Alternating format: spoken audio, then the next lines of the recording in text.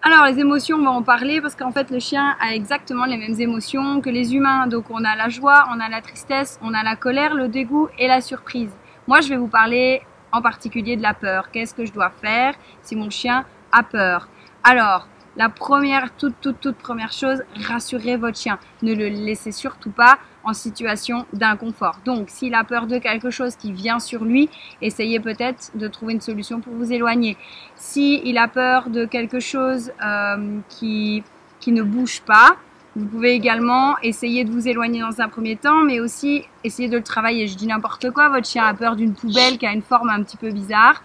Rien ne vous empêche de vous en éloigner pour le rassurer et puis de commencer à travailler un petit peu une association positive avec vos friandises vis-à-vis de cette poubelle. Comme par exemple, à chaque fois que tu fais mine de t'en rapprocher ou de la regarder, je vais associer ça à une friandise. Vous allez voir que très vite, votre chien va trouver la poubelle super fun. Donc ce qui va être important, c'est de rassurer votre chien même s'il aboie. Parfois, j'entends des personnes qui me disent « Mais oui, mais mon chien vient d'aboyer, donc si j'interviens, si je le récompense, si je lui parle, je risque de renforcer son aboiement. » Non, c'est faux. Absolument pas. Si vous avez un enfant qui a 2 ans, qui est par exemple, je sais pas, dans une fête foraine, qui prend peur d'un manège, vous n'allez pas le laisser sous prétexte qu'il pleure et que vous voulez pas renforcer les pleurs, le laisser en plan. Donc vous allez intervenir, vous allez rassurer, vous allez prendre l'enfant dans vos bras et lui parler. Un chien, c'est exactement la même chose. Un chien qui a peur des feux d'artifice, on va intervenir, on va aider ce chien, on va même essayer de travailler plutôt dans la prévention que sur le moment. Donc, on va essayer par exemple, de mettre de la musique. On va essayer s'il y a besoin, de médiquer. Le but du jeu, c'est vraiment d'aider vos chiens. Donc, je sais bien qu'il y a des idées reçues qui disent que il ne faut surtout pas intervenir pour ne pas renforcer la peur. Or, une fois que vous savez que les émotions, on ne peut pas les renforcer, on ne peut pas renforcer une peur, on peut renforcer un comportement. Un chien qui aboie, il peut aboyer par peur. Mais il peut également aboyer pour demander de l'attention, pour ouvrir une porte, parce qu'il est en train de frustrer.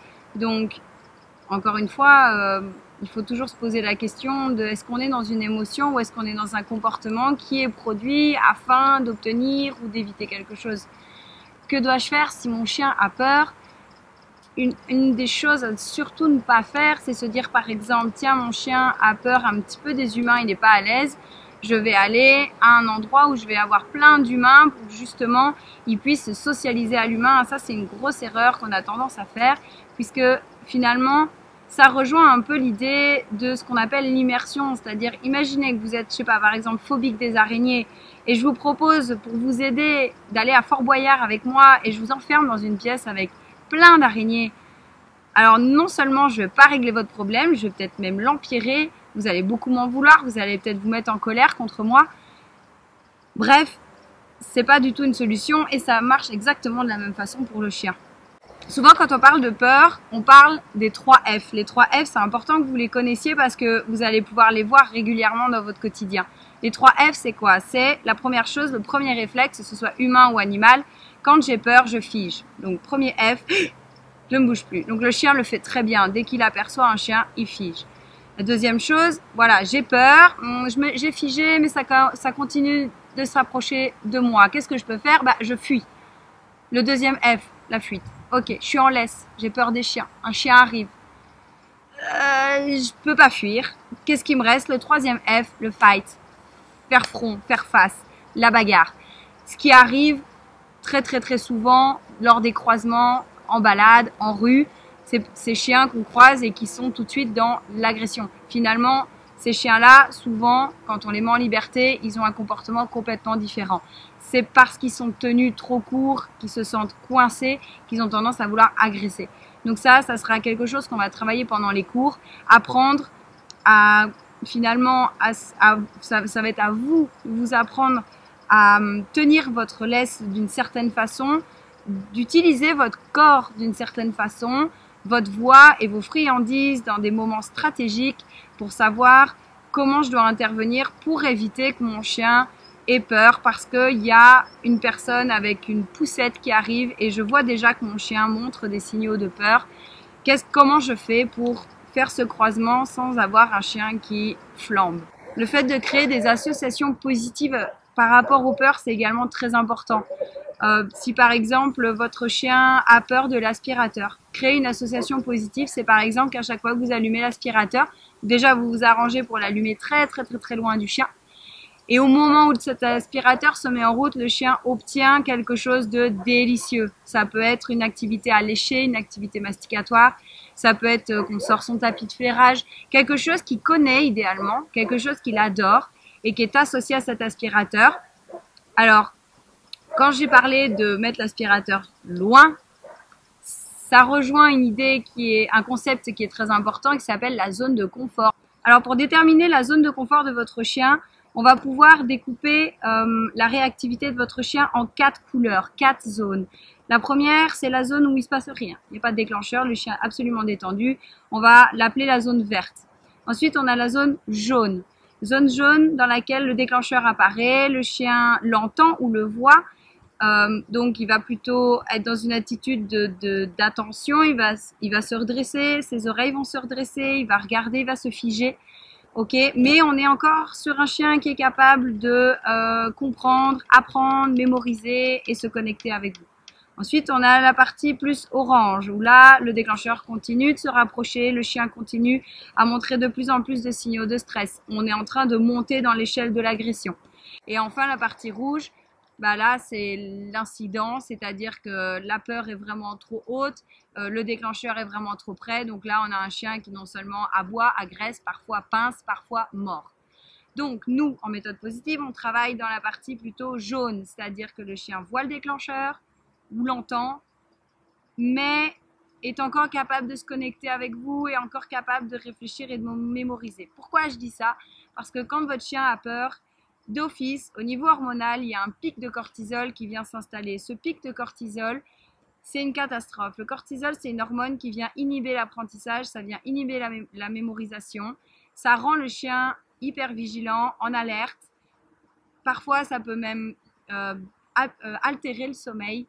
Donc, c'est vraiment une hormone que normalement, on doit tous avoir un petit peu, mais pas trop. Et donc, à partir du moment où votre chien s'est fait un pic de stress, vous pouvez imaginer que si vous deviez faire un test d'hormones qui se fait, test d'urine, vous pourriez vérifier qu'on a un pic de cortisol. Ce pic-là, il faut savoir qu'il met plusieurs jours à redescendre.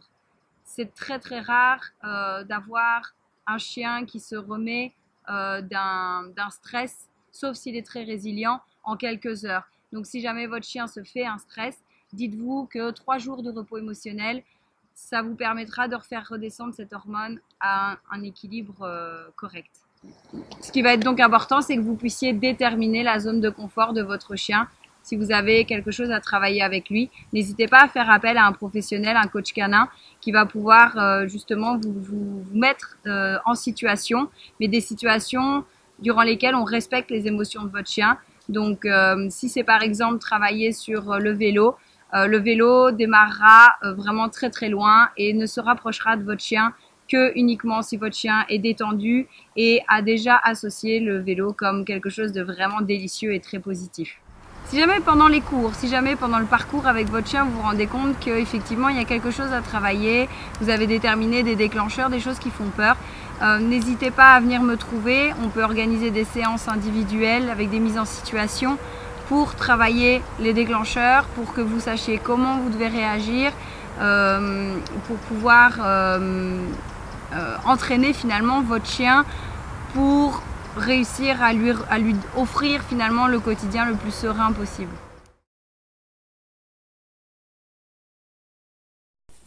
Pour attaquer cette deuxième partie, on va parler du coup de l'état physique de votre chien. Ici, on va aborder le sommeil qui est vraiment très important. Le sommeil de votre chien doit être profond, autant la nuit que la journée. Il doit être réparateur. Il doit faire des rêves. Il doit être suffisant. Il doit être confortable et serein. Il est vraiment indispensable que votre chien dorme bien la nuit, ça c'est une chose, mais dorme bien également par moment dans la journée.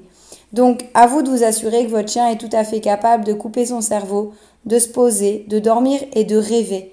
C'est vraiment très important car c'est cela qui va jouer sur son irritabilité. Moins un chien dort, plus vite il est, disons, agaçant, irritable et tout ce qui s'ensuit. plus votre chien sera reposé, apaisé, plus il sera bien dans sa peau. En ce qui concerne la santé de votre animal, je vous recommande 2 choses importantes. La première, elle est évidente. Un contrôle vétérinaire, au moins 1 à 2 fois par an, un contrôle régulier. Tout simplement pour vérifier la bonne santé de votre animal. Je prends souvent l'exemple de ce chien qui avait une carie qui finalement le rendait agressif. Pensez également à vérifier les vaccins, les vermifuges, les antiparasitaires. Je vais d'ailleurs laisser la parole au docteur Lassagne. Alors, les vaccins sont évidemment extrêmement importants, surtout pour les chiots. Maintenant, il ne faut pas oublier que la socialisation du chiot est très très importante pendant la période sensible, de 0 à 8 mois principalement.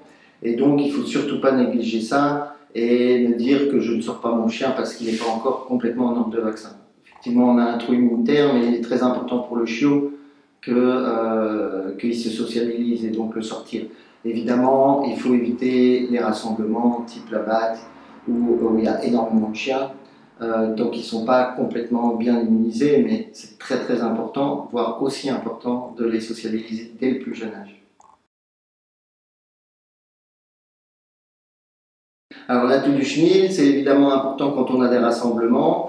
C'est vrai que c'est un vaccin qui est indolore parce que intranasal et qui est complémentaire, donc il est conseillé de le faire. Maintenant, ça ne veut pas dire qu'il ne peut pas sortir tant qu'il n'a pas eu la toux du chenil complète, puisqu'il y a une partie qui est dans le vaccin de base. Concernant l'alimentation de votre animal, je vous recommande vivement de suivre les conseils de votre vétérinaire, évidemment. Je tiens à signaler qu'une alimentation non adaptée avec un chien qui a des troubles digestifs, des douleurs digestives, peut être un chien qui présente des comportements de type agressif, simplement liés à son mal-être. Donc, il est vraiment très important d'avoir, disons, des bases solides, c'est-à-dire une santé béton, et la santé passe évidemment par l'alimentation puisqu'il mange tous les jours. Donc c'est vraiment très important. Je vais laisser la parole au docteur Lassagne pour vous expliquer en quelques mots ce que l'on vous recommande. Alors là, il y a plein de choses. La principale chose que j'ai envie de dire, c'est de ne pas penser une croquette est une croquette. S'il y a d'aussi grandes différences de prix, c'est pas pour rien. Donc il faut bien, comme pour nous, regarder les recettes au dos du paquet. Tout ce qui a des céréales, par exemple, vous pouvez oublier. Il ne faut pas oublier que c'est des carnivores. Maintenant, après, pour l'hygiène bucco-dentaire, il en faut des plutôt denses. Il faut voir la qualité des selles, qu'elles soient bien mouillées, qu'elles ne soient pas trop malodorantes, etc. Il y a un tout qui permet de savoir si on a un bon système digestif chez son chien, effectivement. Alors le bar, ça peut être une très très bonne chose comme une mauvaise. En fait, tout dépend de comment on s'applique à le faire. Donc en fait, ça devient la faute du propriétaire ou du bien du propriétaire. Une croquette, on a tendance à se dire, comme je l'ai dit, ça c'est une croquette, mais quand c'est une croquette de qualité, la recette est bien précise et on a ce qu'il faut là où il faut, alors que dans le bar, il faut une bonne recette, il faut qu'elle soit bien faite, il faut que quand on dit un œuf, on met la coquille avec par exemple, ce genre de choses, il faut se renseigner pour faire du bon bar. Pareil pour la décongélation sans la cuire, la quantité qu'on fait et principalement la recette, que tout soit dans les bonnes proportions, les bons additifs, les bons compléments alimentaires, oligo-éléments, vitamines, etc. Mais si c'est bien fait, c'est tout aussi bien. Merci docteur Lassagne. Mais de rien.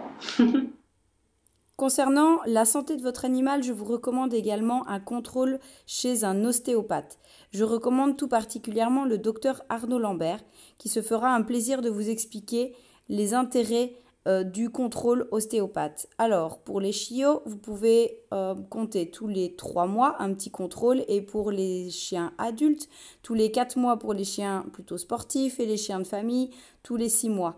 Tout simplement parce que le fait simplement de vivre, de jouer, de courir, de sauter, ou simplement le fait de naître, fait que votre chien peut avoir certaines parties de son corps qui ne sont pas correctement bien placées, et si elles ne sont pas corrigées, il risque d'y avoir des compensations, des tendinites, voire parfois des choses plus graves.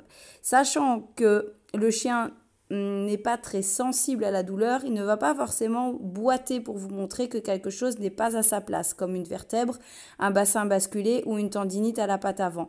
Généralement, lorsque le chien se met à boiter, c'est qu'on est déjà très avancé dans le problème. Donc vraiment, je vous recommande d'aller faire un petit tour chez un ostéopathe, et en particulier, moi, je vous recommande le docteur Arnaud Lambert, dont je suis très contente, et qui s'occupera de votre petit poilu et qui vous expliquera tout ce qu'il faut savoir. Enfin, si besoin, je travaille en collaboration avec le docteur Mélanie Ocean, qui est vétérinaire comportementaliste. Je vais lui laisser la parole pour qu'elle puisse vous expliquer dans quel cas vous devez consulter un vétérinaire comportementaliste. Quels sont finalement les signaux clés ?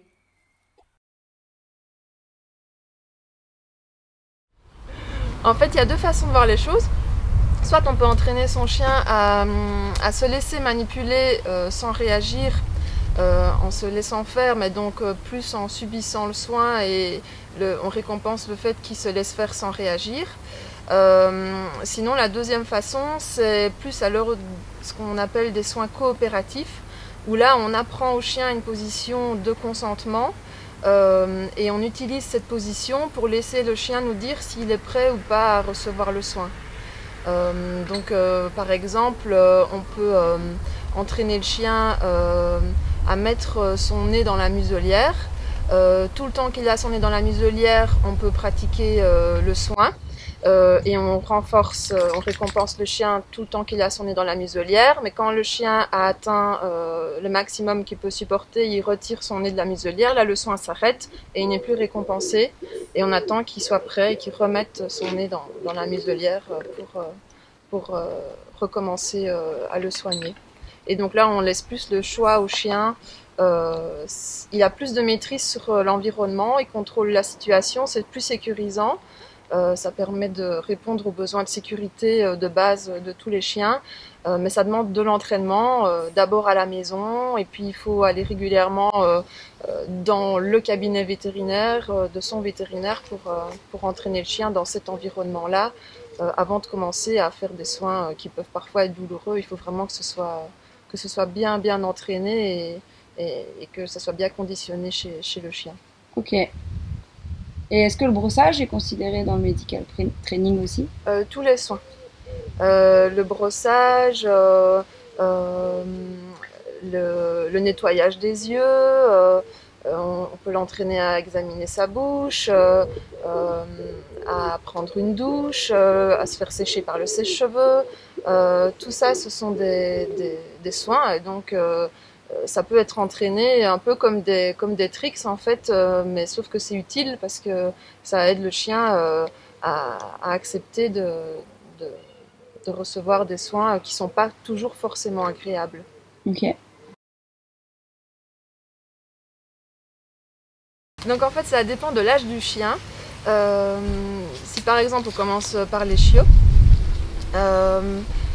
les signes d'appel qui nécessitent une prise en charge plus médicale, c'est par exemple des chiots qui s'excitent tellement fort quand on joue avec eux qu'ils mordent, qui font mal, qui font même des bleus dans les mains, dans les bras, voire même qui perforent la peau. J'ai déjà vu des gens qui venaient avec des bras dans des états alors que c'était des chiots de 2 mois. Ça, c'est un signe d'appel. Il y a aussi les chiots qui explorent, tous les chiots explorent avec leur bouche, mais c'est pas normal que le chiot ingère tout ce qui détruit. Et donc on a des chiots qui peuvent ingérer des corps étrangers. Dès qu'ils ont quelque chose dans la bouche, ils ont tendance à vouloir l'avaler. Donc ça, c'est un signe d'appel aussi. Des chiots qui dorment pas. Un petit chiot normal, ça dort en moyenne 16 à 18 heures par 24 heures. Et il y a des chiots qui dorment moins de 8 heures par 24 heures. Là, c'est interpellant. C'est pas normal. Il y a aussi les chiots qui ont du mal à se concentrer. Des chiots qui zappent d'une activité à l'autre, qui zappent d'un stimulus à un autre, sans s'arrêter, parfois pendant des heures. C'est des chiots qui sont très difficiles d'apprendre quelque chose parce qu'ils sont très vite distraits par plein de stimuli de l'environnement. Par exemple, ce qui interpelle les gens, c'est qu'ils n'arrivent pas à les avoir propres. Après des semaines d'entraînement, le chiot est toujours pas propre parce que quand il est à l'extérieur, il y a tellement de stimuli qu'il est distrait, il oublie qu'il doit faire ses besoins et dès qu'il rentre à la maison, il fait calme et il fait ses besoins. Et c'est des chiots que les gens n'arrivent pas à avoir propre à 5 mois alors que c'est l'âge auquel normalement tous les chiots sont propres plusieurs heures, enfin arrivent en tout cas à se retenir plusieurs heures. Il y a aussi les chiots qui sont boulimiques, donc c'est-à-dire qu'ils mangent tellement vite, ils croquent pas ce qu'ils mangent, ils avalent tout rond, ils ont tendance même à régurgiter, à remanger ce qu'ils ont régurgité. Ça peut donner des troubles digestifs aussi, de la diarrhée parce que c'est pas mâché, donc c'est difficile à digérer pour le tube digestif. Et ça aussi, c'est un signe d'appel. Dans l'anamnèse, ce sont souvent des chiots qui proviennent soit d'une portée trop nombreuse, et du coup, la maman n'a pas eu le temps de les éduquer tous correctement. C'est aussi des chiots qui ont été séparés de la maman trop tôt. Quand on sait que la majeure partie de l'apprentissage des autocontrôles, elle se fait entre 6 et 9 semaines, on comprend aisément pourquoi un chiot qui est parti, qui a été adopté à 6 semaines, 7 ou 7 semaines, n'a pas eu le temps de recevoir cette éducation-là.